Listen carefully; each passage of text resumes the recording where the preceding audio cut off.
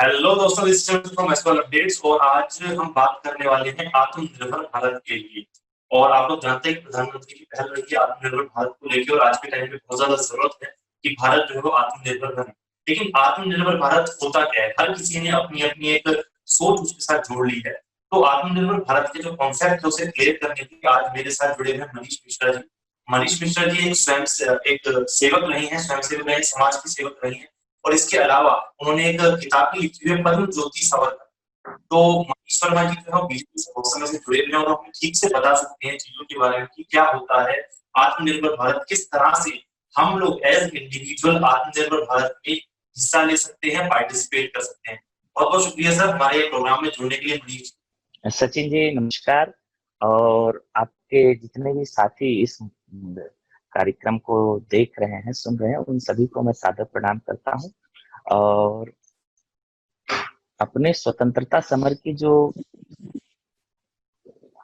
आंदोलन था, उस स्वतंत्रता समर के आंदोलन का एक जो मूल्य वाक्य था जिसके कारण भारत की स्वतंत्रता समर को एक बड़ी ऊर्जा मिली थी, वह मूल्य वाक्य था वंदे मातरम, अपने भारत माता को नमन करके। हर एक क्रांतिकारी, हर एक आंदोलनकारी जब एक दूसरे से मिलता था तो वह वंदे मातरम कहता था। उससे दो ऊर्जा उसके अंदर आती थी। एक, उसका संकल्प शक्ति उसको फिर से जागृत करता था कि मुझे अपने भारत माता को इन अतिताइयों से स्वतंत्र कराना है। और दूसरी शक्ति उसके अंदर जो स्फूर्ति होती थी कि मुझे अपनी भारत माता को विश्व का गुरु बनाना है, विश्व का सबसे श्रेष्ठ राष्ट्र बनाना है, और विश्व का मार्गदर्शक बन करके सकल विश्व की कामना के लिए वसुधैव कुटुंबकम के मार्ग पर विश्व को ले चलना है। तो इसी के साथ मैं अपने आपको और आपके सभी साथियों को वंदे मातरम कह करके एक बार पुनः उसी ऊर्जा को जागृत करना चाहता हूं कि आइए हम सब मिल करके अपनी भारत माता को विश्व गुरु बनाए, विश्व का सबसे शक्तिशाली राष्ट्र बनाए। और उसके लिए हमारे देश के ऊर्जावान प्रधानमंत्री, यशस्वी प्रधानमंत्री, जनप्रिय प्रधानमंत्री, न भूतो न भविष्य न भूतो न भविष्यति के प्रधानमंत्री श्री नरेंद्र भाई मोदी जी के जो आत्मनिर्भर भारत के निर्माण की उन्होंने बात की है, उस तरफ अग्रसर होने के लिए हम सब अपनी पूरी ताकत के साथ, पूरी क्षमता के साथ, पूरी संकल्प शक्ति के साथ माँ भारती को विश्व गुरु बनाने के लिए कार्य करें। बहुत बहुत शुक्रिया सर। सर सबसे पहले तो मैं आपसे ये प्रश्न पूछना चाहूंगा कि आत्मनिर्भर भारत है क्या? अगर आप उसे कुछ शब्दों में समझा सके। हमारे जो बच्चे ज्यादातर ग्रेजुएशन कर रहे हैं और कॉलेज लेवल के बच्चे हैं, तो उनकी आसान भाषा में अगर कुछ शब्दों में वो समझ पाए कि आत्मनिर्भर भारत क्या है और क्या विजन जुड़ा हुआ है इससे। आत्मनिर्भर भारत को समझाने के लिए मैं आपको एक एग्जाम्पल उदाहरण देता हूँ जिससे आसानी से हम समझ सकते हैं। उसमें मैं कुछ ऐतिहासिक बातें आपको बताना चाहता हूँ कि विश्व में तमाम प्रकार की फिलॉसफीज हैं। फिलॉसफी का अर्थ है धर्म, मान लीजिए। तो उसमें एक धर्म है ईसाई धर्म, एक धर्म है इस्लाम, एक धर्म है और कई धर्मों के उपासक लोग हैं। हमारा जो मूल धर्म है वह सनातन धर्म है। तो आप जब भारत माता के इतिहास को देखेंगे तो करीब करीब 750 वर्षों तक हम इस्लामिक आक्रांताओं के गुलाम रहे। उससे पहले क्या था कि भारत की भूमि पर इस्लामिक आक्रांता जिहाद के नाम पर आते थे और हमारे मंदिरों को और हमारे शहरों को लूट कर चले जाते थे। और जब वह दोबारा भारत में हमारे मंदिरों को और शहरों को लूटने आते थे, तो जिस चीज को वो लूट, जैसे उदाहरण के लिए मथुरा के मंदिरों को उन्होंने बहुत बार लूटा, और हर बार जब वो लूट करके गए और वापिस आए तो वह मंदिर उससे ज्यादा समृद्धशाली, उससे ज्यादा शक्तिशाली और उससे ज्यादा उसमें सृजनात्मकता प्रकट हुई थी। तो हाँ, जैसे कि हर हर समाज में हर व्यक्ति का एक डीएनए होता है, वैसे हमारे सनातन परंपरा का पालन करने वाले लोगों के अंदर ईश्वर ने एक डीएनए दिया है, वो है सृजन करने का डीएनए। बाकी विश्व के और जो अनुयायी हैं उनमें सृजन की क्षमता वाला धर्म बहुत कम है, परंतु हमारा धर्म जो हमें शिक्षा देता है वो सृजन का शिक्षा देता है। अब आत्मनिर्भर भारत है क्या? आत्मनिर्भर भारत है अपने कौशल्य से, अपने इर्द गिर्द में उपलब्ध संसाधनों का कौशल्यपूर्ण विकास करके अपने कौशल्य क्षमता से एक नए प्रोडक्ट को या एक नए कार्य का स्थापना करना, एक नई चीज का सृजन करना, और उसके लिए अपने ही इर्द गिर्द के लोगों को उसके प्रति जागरूक करके एक भावना के साथ जोड़ करके लोकल के लिए वोकल करना और फिर वोकल को ग्लोबल करना, यही आत्मनिर्भर भारत है। सर, कई लोग इसके बारे में ये जानना चाह रहे हैं कि आत्मनिर्भर भारत से कहीं हम लोग आइसोलेशन की तरफ ना चले जाएं, जो आज के टाइम में पूरी दुनिया ग्लोबलाइजेशन के फेज में जा रही है। कहीं आत्मनिर्भर का मतलब ये तो नहीं कि हम लोग सिर्फ अपने ऊपर डिपेंड रहेंगे और किसी और कंट्री की हमें जरूरत ही नहीं है दुनिया के अंदर। देखिए, इसके लिए भी जानने के लिए आपको अपने वेदों को पढ़ना पड़ेगा। हमारा जो धर्म है वह हमें सिखाता है सर्वे भवन्तु सुखिनः सर्वे सन्तु निरामया, सभी इस भूमंडल में जितने भी लोग हैं वह सभी सुखी हों। और उसका मैं एक और उदाहरण आपको देता हूं। अभी विश्व में जो महामारी के समय पूरे विश्व ने भारत की तरफ एक आशा भरी निगाह से देखा, और भारत ने पूरे विश्व को दवाइयों के साथ साथ खाद्यान्न भी उपलब्ध करा करके पूरे विश्व को ये बताया कि भारत वसुधैव कुटुंबकम और शांति प्रिय राष्ट्र है, जो तमाम राष्ट्रों की समस्याओं को अपनी समस्या है। अब आत्मनिर्भर भारत क्या है? देखिए, आत्मनिर्भर भारत के जो आपने कहा कि हम पूरे विश्व से क्या आइसोलेट हो जाएंगे, क्या वैश्वीकरण के खिलाफ है आत्मनिर्भर भारत? नहीं, आत्मनिर्भर भारत बिल्कुल भी वैश्वीकरण के खिलाफ नहीं है।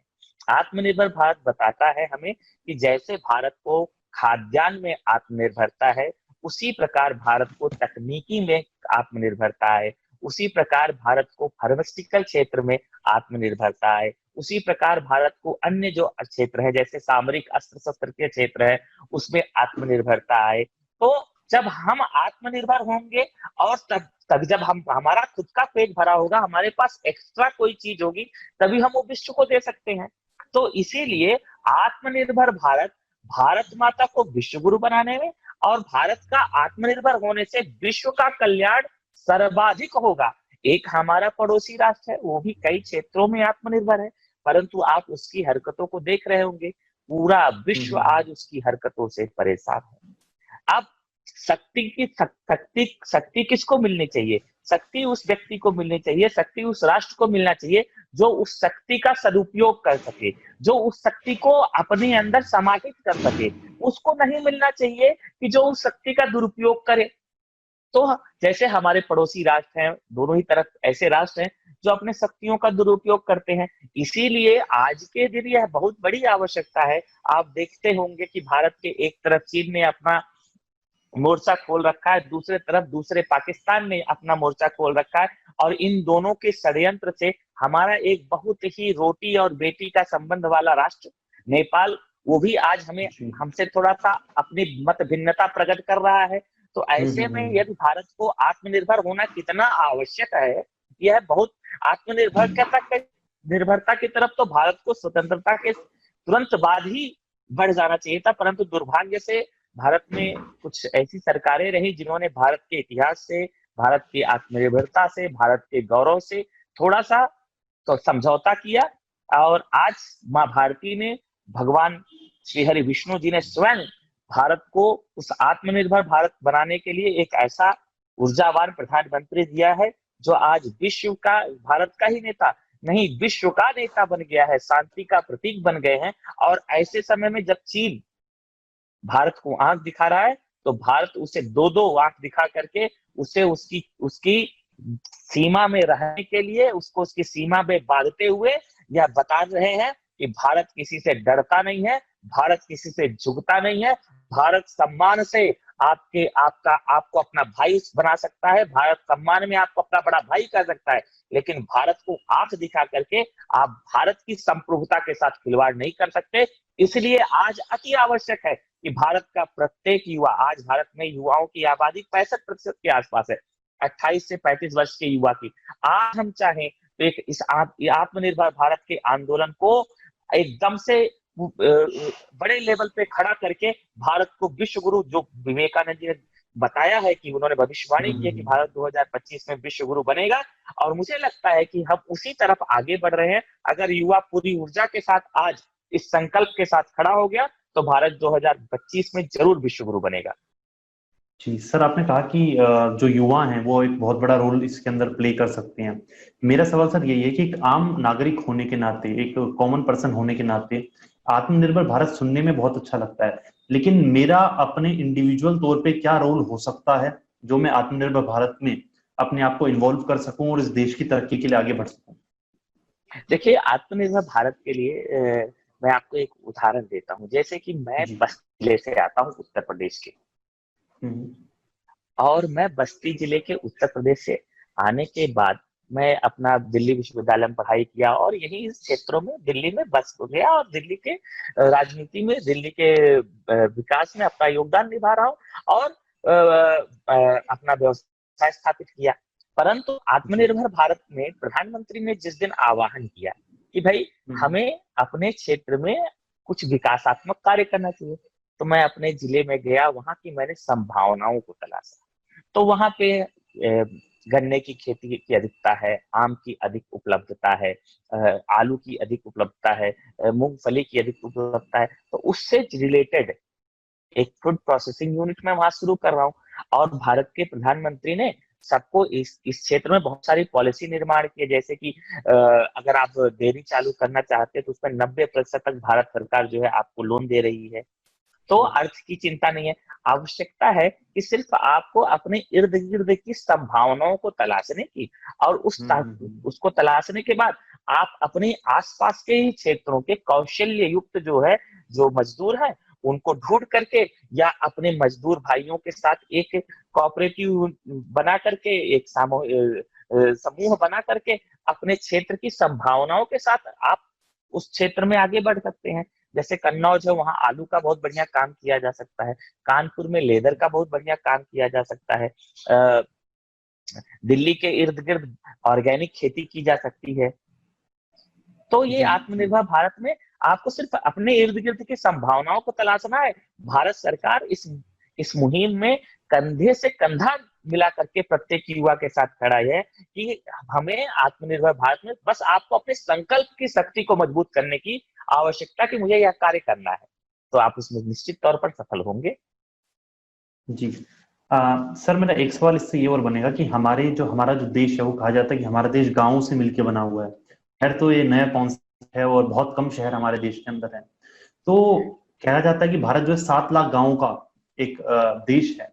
तो हमारे गांव की क्या भूमिका रह सकती है और किस तरह से गांव आत्मनिर्भर भारत की तरफ आगे बढ़ सकते हैं अभी मैं आपको एक छोटा सा उदाहरण देना चाह रहा हूँ कि मैं अभी इसी मुहिम के दौरान, मैं दिल्ली से 120 किलोमीटर में जाएंगे तो भिवानी शहर है, उसके गांव में मैं एक वैदिक भारत का गांव, जो पहले वैदिक भारत गांव था, उस प्रकार के भारत का गांव का निर्माण कर रहा हूँ।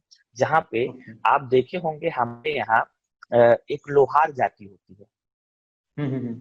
वो लोहे का काम करती है। उसमें जी। उसको लोहार जाति क्यों कहा गया है? क्योंकि उसकी कौशल्यता जो थी वो लोहे के काम में थी, तो हमने उसको लोहार कहना शुरू कर दिया।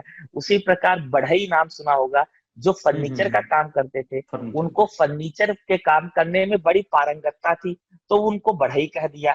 उसी प्रकार से हमारे देश में, हमारे वैदिक काल में प्रत्येक गांव आत्मनिर्भर था, और हर व्यक्ति अपने अपने कौशल्य का बहुत अच्छे से सदुपयोग करता था। आज भी गांवों में आप जाएंगे तो बहुत ऐसे लोग हैं जो अपनी कौशल्यता को दिखा नहीं पा रहे, कर नहीं पा रहे हैं। आवश्यकता है अपने ग्रामीण क्षेत्रों में, देखिए इसमें भी हम युवाओं का बड़ा योगदान है। वो क्या है कि हम अब टेक्नोलॉजी का प्रयोग करके एक एक ग्रामीण क्षेत्र में समझ लीजिए कि आपके ही गांव में कोई ऐसे 10 परिवार हैं जो मूर्तिकार बहुत अच्छे हैं, बहुत बढ़िया बढ़िया मूर्ति बनाते हैं, परंतु उनके मूर्ति उन्हीं तक सीमित रहती है या इर्द गिर्द के जिले तक सीमित रहती है। आपके पास टेक्नोलॉजी है, आप उस मूर्ति को टेक्नोलॉजी के माध्यम से पूरे भारत भर में फैला दिए। भारत के साथ साथ जब भारत में उसको सफलता मिल गई तो आपने उसको पूरे विश्व के सामने प्रकट कर दिया। तो वो गांव का जो व्यक्ति था वह पूरे विश्व में फैल गया। तो ग्रामीण कौशल्य को पहले जिले के कौशल्य में तब्दील करना, जिले में उस कौशल्य के लिए मांग उपलब्ध करा बनाना, और उसके बाद पूरे भारत में और फिर विश्व के लिए। कौशल्यता की कमी नहीं है, भारत माता ने भारत के तमाम सपूतों को बिना कौशल्य के भेजा ही नहीं है। सब में कुछ ना कुछ कौशल्य है, आवश्यकता है उस कौशल्य का सदुपयोग करते हुए उसका आत्मनिर्भर भारत के निर्माण में योगदान करना अपना। जी जी, लेकिन इसमें मेरा एक छोटा सा सवाल और है कि हम लोग हैंडीक्राफ्ट में हमेशा से आगे रहे हैं, और ब्रिटिश काल में भी हम लोग हैंडीक्राफ्ट में बहुत ज्यादा काम करते थे। उन लोगों ने हमारी पूरी हैंडीक्राफ्ट को लगभग तबाह कर दिया उन्होंने, जिसमें हम लोग बड़े अच्छे से, हमारे पास कामगर थे जो करते थे। लेकिन सर आज के टाइम में अगर कोई, जैसे आपने एक मूर्तिकार का उदाहरण दिया, तो ऐसी मूर्तियां या ऐसे मूर्तिकार क्या इस वैश्विक लेवल का जो कंपटीशन आज के टाइम पे हम लोग देख रहे हैं, क्या इसमें वो सरवाइव कर पाएगा?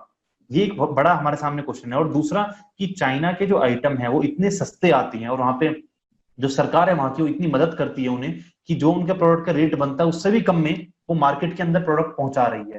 तो इतने बड़े लेवल पे, इतने बड़े ग्लोबल कंपटीशन में हमारे जो कामगर हैं, जो गांव में देहात में बैठे हैं, वो किस तरह से कॉम्पीट कर पाएंगे सर? मैं इसका आपको एक वैश्विक महामारी का ही उदाहरण देते हुए आपको बताता हूँ। भारत में N95 मास्क बनता ही नहीं था। जी जी, बिल्कुल ठीक बात है। इस वैश्विक महामारी ने हमें N95 मास्क बनाने के लिए अग्रसर किया, और आज पूरे विश्व में सबसे बढ़िया क्वालिटी का N95 मास्क भारत बनाता है। भारत बनाता है। और वो भारत का N95 मास्क चीन के मास्क की तुलना में अधिक क्वालिटी वाइज बढ़िया है, और उसका दाम के हिसाब से भी भारत का दाम चीन के दाम से सस्ता है। हम पीपीई किट बहुत कम बनाते थे, चीन पूरे विश्व को पीपीई किट, घटिया पीपीई किट सप्लाई करके पूरे विश्व के सामने उसकी असली चेहरा खुल गया है। भारत पीपीई किट बनाना शुरू किया, और आज भारत पीपीई किट बना करके केवल भारत के ही लोगों को ही नहीं उपलब्ध करा है, बल्कि विश्व को भी हम पीपीई किट भेज रहे हैं। अब मैं आपको एक और उदाहरण देता हूँ, वेंटिलेटर। भारत में वेंटिलेटर की समस्या थी, हमारे पास कुल 50,000 वेंटिलेटर थे जिस समय ये वैश्विक महामारी आई। आज हम पूरे विश्व में सबसे सस्ते रेट का वेंटिलेटर भारत में निर्माण हो रहा है।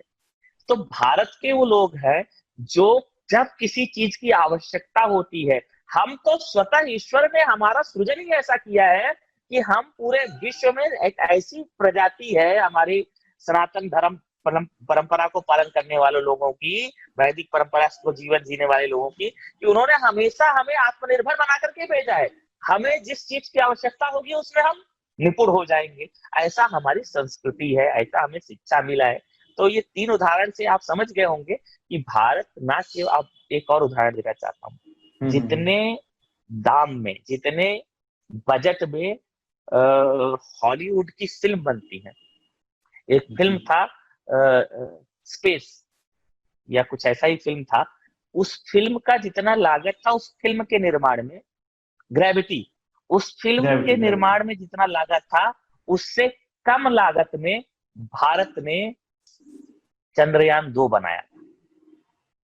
तो आप ये समझ लीजिए, भारत के लोग आर्थिक दृष्टिकोण से भी सही चीज का उपयोग, सही चीज का संसाधन का जो है प्रयोग करके बहुत कम दामों में उस चीज को बढ़िया से बढ़िया क्वालिटी का पूरे विश्व को उपलब्ध करा सकते हैं। ये हमने वैश्विक महामारी के समय पूरे विश्व को बताया है। चीन हमसे कभी भी कंपटीशन में इस मामले में नहीं जीत सकता, क्योंकि हमारे साथ दाम के साथ साथ हम गुणवत्ता में बहुत आगे रहने वाले लोग हैं। जी जी सर, आपने मुझे आत्मनिर्भर भारत बहुत अच्छी तरह समझाया। मुझे भी उससे पहले इतना क्लियर नहीं था कॉन्सेप्ट। लेकिन सर, मेरा एक आखिरी सवाल आपसे, आज का आखिरी सवाल पूछूंगा मैं आपसे।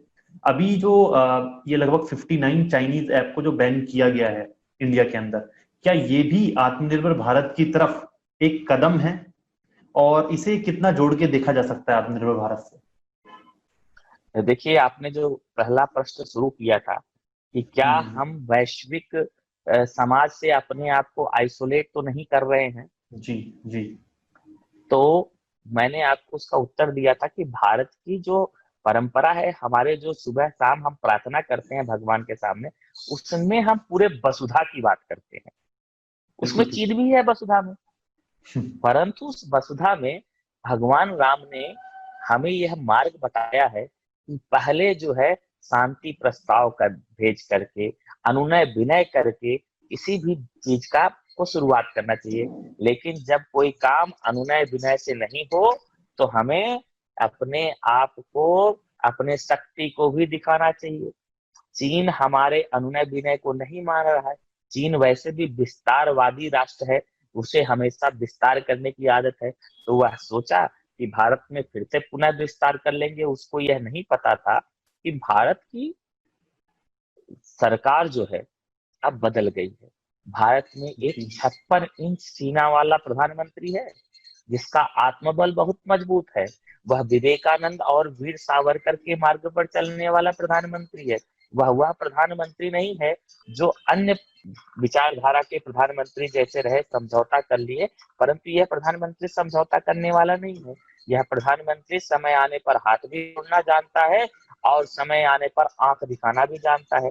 भारत ने चीन को बहुत बार समझाया, अपनी तरफ से अपने प्रस्ताव भेजे कि आप जो है देखिए शांत हो जाइए और सही से सही मार्ग पर चलिए।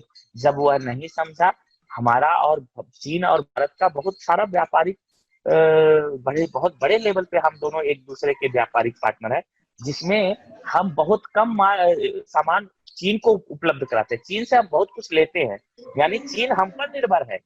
चीन की पूरी इकोनॉमी हम पर निर्भर है। हम उसके सामान का आज बहिष्कार कर देंगे तो चीन की स्थिति क्या होगी?